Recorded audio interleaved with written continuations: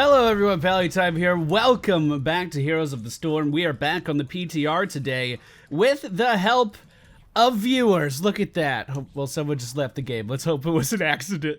We have, I'm going to say all of your names because you're legends. Thank you all for helping me out. We have Tiber109 because Tiber108 was taken one-time death match striker.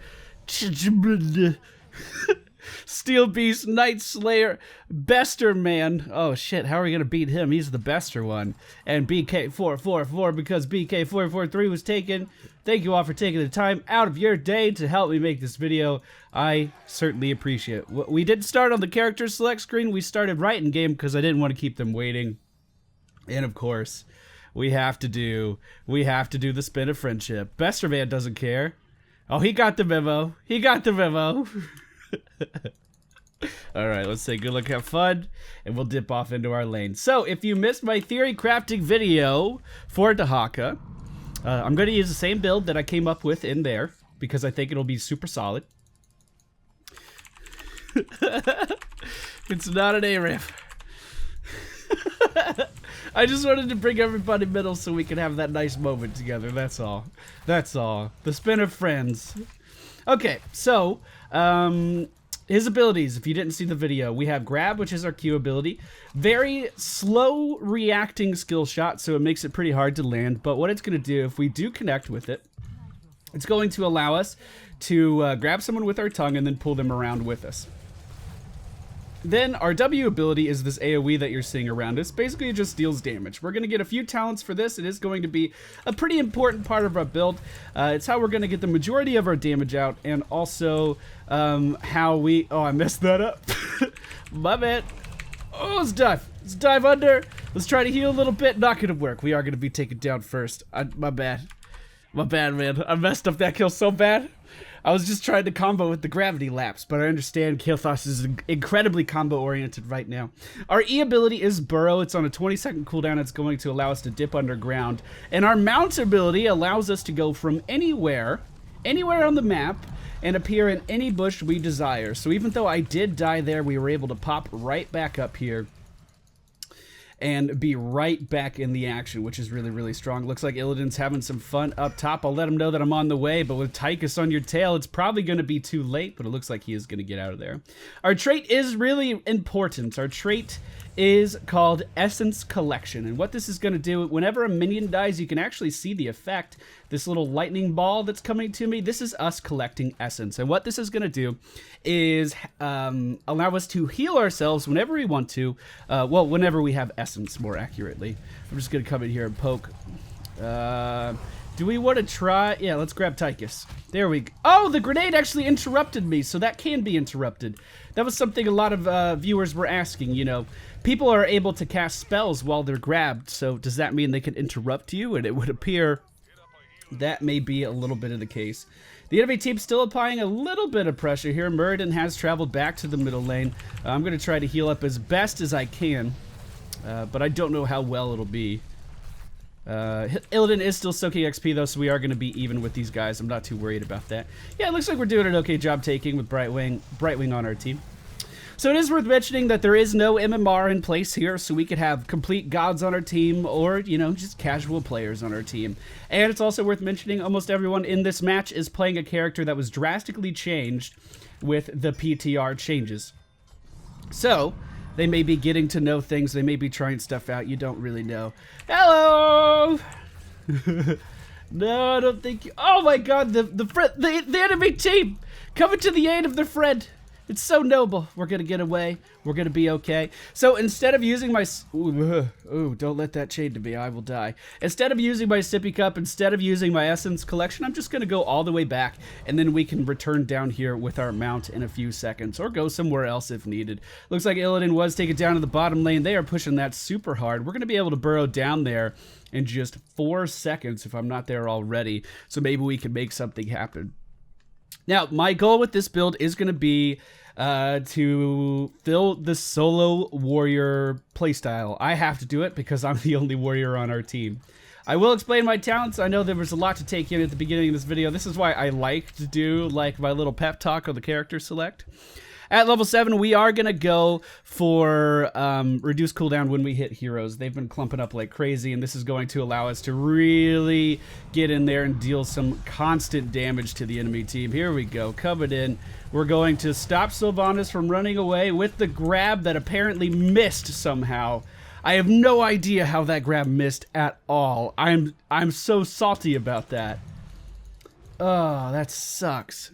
So my build so far is focused on health regen and healing from minions. We're going to be able to get a lot of health from these minions as they die. Well, a lot of stacks for our essence, more accurately. And then we can turn that into effective healing. It is pretty important that I do focus on killing minions in the early lane, or in the early game, because we want to stack up this DNA strand over on the left. The higher that is, it goes up to 10, but the higher that is, the more health regen we are going to have. And as you can see, I showed it off a bit more in the theory crafting video. There is a massive, massive, massive delay on grab. For instance, when I respawn here, I'll go ahead and try to just do a really loud key press so you can see that delay. It is such a difficult skill shot to land. Now, you can alleviate some of these problems a bit later on in your talent build, or you could perhaps get some more movement speed in the early game instead of sustain, which would allow you to position a bit better. But here you go. Here's the loud key press. Isn't that bad? Dude, that's like half a second. I'm teleporting in down here, and I'm going to hope for the best. All right, looks like we're good. I need to get some essence. I need to stack that up. It's really important. I know we've just been slugging it out down here in the bottom lane, but I need to make this happen. It needs to be a priority. Let's come in and try to grab Greybait. I fucked up Kael'thas again. I'm so sorry, but it looks like... Oh, my God. I'm just going to stop grabbing. I'm gonna stop grabbing. It's fucked up so many times. Okay, I need to just I'm gonna let Kael'thas do his thing. I'm gonna let him do that, and then we're gonna grab. But the grenade still interrupting it, so it's proving to be very, very difficult to get value out of that. It's proving to be extremely difficult. Okay, I'm going in now. We're gonna apply a little bit of pressure here. If they do engage super hard, we can burrow underground and still deal damage with our W. I can burrow underground and still get some healing with my essence. So the burrow does have some synergy with the build. It's just kind of an awkward ability to have. At level 10, we are going to go for isolation. This is going to allow me to completely cut off an enemy from their team, even though they're close. So it's a 3-second silence and a 3-second slow, but it also drastically reduces vision of the person affected by it. Now, this is a skill shot, so it is possible that I miss, and it's also worth mentioning that this is another ability that is on a significant delay. If you guys remember when Artanis was introduced to the game, his E ability, the Limp Dick, the Phase Prisoner, whatever it's called, it had a significant delay on the key press as well, which made it very, very, very hard to land. They were aware of that issue, and they went back in and they fixed it, which makes me believe that this is actually intentional, which is so strange. Using our bounce ability, we're going to make our way up to the top lane. We're going to apply some pressure to this Tychus. Now that he has dove, we could grab him and pull him back, and I think we should be able to get the kill here, hopefully. Oh my God. Oh, the moves though! Oh, the moves though! Look at this Tychus! He is the king of kings! Yeah, it just doesn't seem like our kill secure potential is quite there this game. Doesn't seem like it's quite there. I am going to stay up top just to clean up this wave. Again, I need these stacks. I need to make that happen. And then I am going to teleport down bottom and try to help. Going into this bush back here so we have some safety. Now, we are going to ping for some assistance down here. Brightwing is teleporting in, and I am going to try to support our Illidan that is going in very deep. But we do need to focus down this plant as well. This is very, very important. This is very, very important. I would just assume my grab would do nothing. Garden Terrors have Relentless, like, passively, so any CC done to them would not be super effective. And basically, he would get right out of it right away.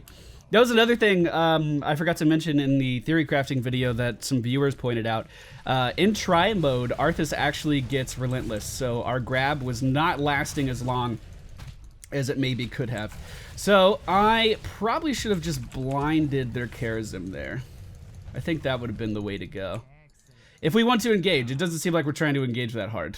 It just kind of seems like we're taking it easy. Now, keep in mind, our ultimate is a 3-second silence and slow, and that would basically take their healer out of the match, hopefully long enough for us to take them down. I'm burrowing up top. I'm a bit overextended here, and unfortunately, we did just lose our Brightwind.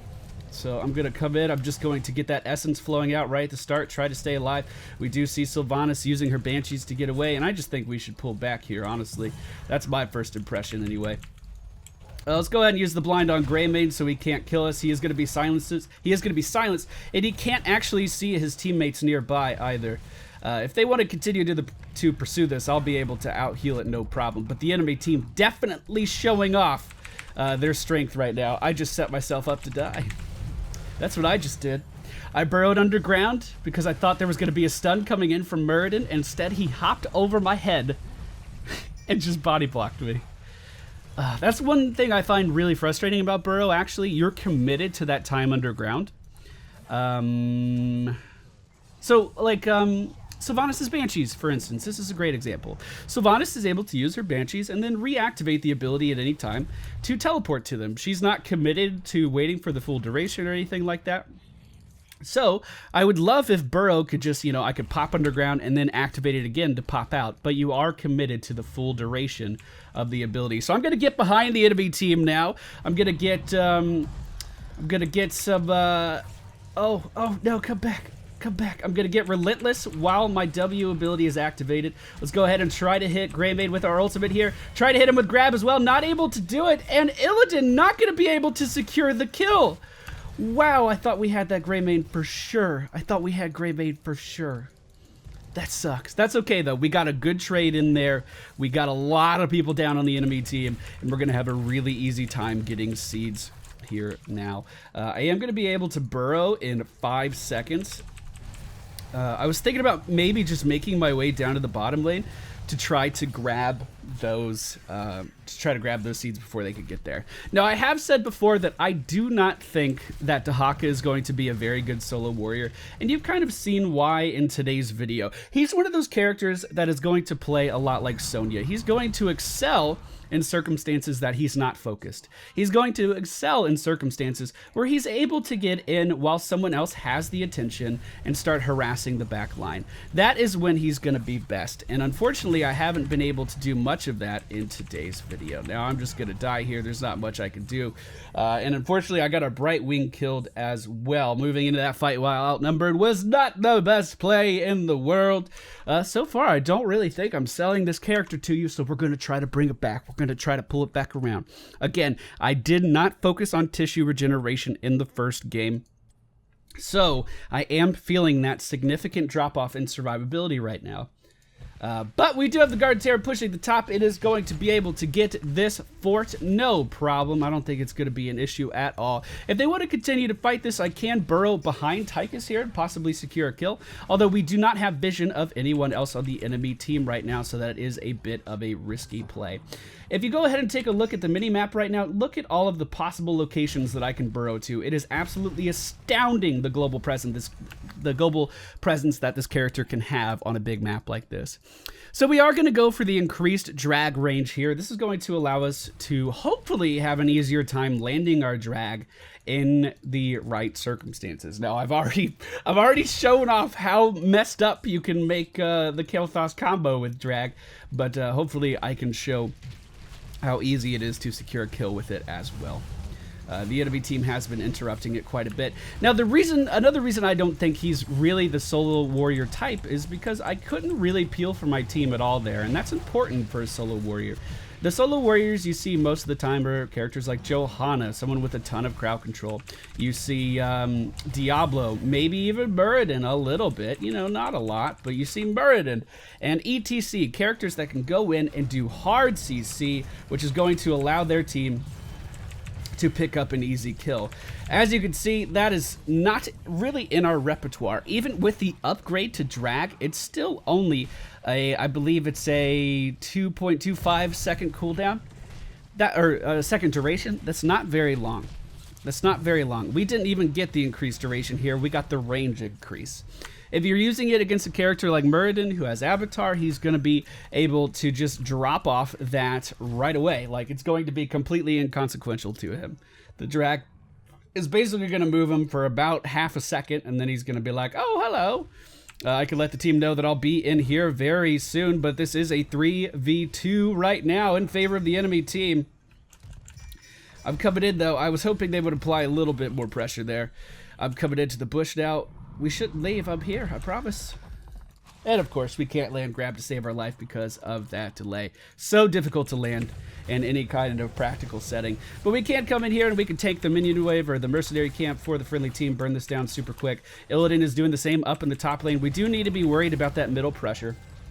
But once we hit level 20, I am going to be able to have a significantly stronger global presence. I'll be able to take care of stuff like this for the friendly team in the middle of objectives, in between team fights, you know, things like that, and then get right back to the team before they even notice I'm gone. Our Brush Stalker, which is our mount ability, is only going to have a 10-second cooldown there, and the cooldown is actually triggered from the start of the animation. So by the time you actually end up where you're going, it's about an 8-second cooldown, which allows Dehaka to just be everywhere. And again, if I hit my mount ability and you look at the mini-map, these are all the possible locations I can go to. Everywhere on this map. I can be everywhere. The enemy team may be setting up for a gank. We know they're above us here. I do not think we should take the bait. Alright, let's come in here and let's try to just get our ultimate off on Karazim and pull him away from his team. He's not able to see his team at all right now, although we don't seem to be dealing much damage. Not much focus fire going on right now at all. Going to be moving in here on Tychus to hopefully help take him down with the help of our Salami and Shalinore, but it looks like we are cutting off that pursuit. Our Illidan does die. Brightwing looks like she will be going down soon as well, but a good polymorph may just keep her alive. We have a Pyroblast coming out from the friendly Kael'thas on Muradin. Not the target I would pick, but it looks like it was canceled anyway. Now we may be a little overextended here. I think we should continue to fall back. I am just going to try to apply a little pressure to their Karazim. Not too much, not too much. We do get a kill on Muradin. That was a position where maybe I could have teleported up in a bush to try to be a little bit more offensive, but I decided not to do it. But we did make some really good trades there. We're in a decent spot. I'm gonna burrow down to the bottom lane and you can't say burrow because that's his fucking E ability.